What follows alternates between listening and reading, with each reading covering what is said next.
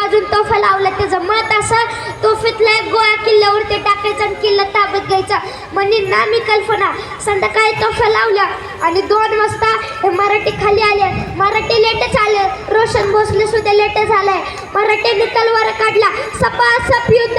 हार पराभव. ते फतेखांचा सरदार उठला, बोलला, हुजूर वो मराठी आ गए थे, किधर गए? भाग गए हुजूर.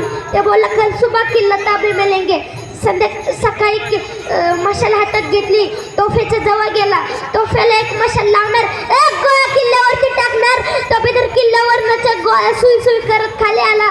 तसा फतेखानचा तोफखान प्रमुख म्हणाला, हुजूर तोफे पिछे लो.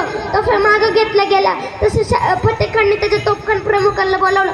इधर आ म्हणला. क्यों रे, तेरे को मैंने पूछा था मराठों के पास तोफे है? ना हुजूर. फिर दारू गला की आसमान से बरस रही क्या?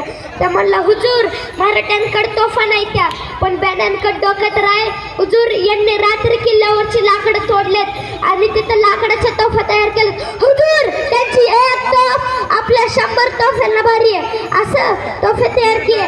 अरे लेकिन दारू गोळा किधर से लाया? हुजूर संध्याकाळी कशाला आलते म्हणला, आपलाच दारू गोळा म्हणते. 9 वर्ष झाले किल्ला जिंकू शकला नाही. शेवटी औरंगजेबाने पत्र पाठवलं. गेला आदिलशाहीकडे गेला, 1.5 वर्षात जिंकली. गेला कुतुबशाहीकडे गेला, 2 वर्षात जिंकली. आणि हे 2 शाही जिंकल्यानंतर ह्याला भिरकुंडी पेल्याची एनर्जी आली आणि ह्याने एक बातमी काढली, मार डालेंगे शंभू का, आणि फतवा काढल्या.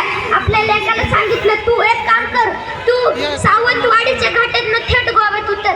तिथं संभाजीला कैद कर. मी काही सैनिक पुण्याकडनं पाठवतो. मध्येच पकडा, मारून टाका. वातावरण शांत. संभाजी राजाची हत्या ठरली आणि झालं औरंगजेबाचा पोलगा अकबर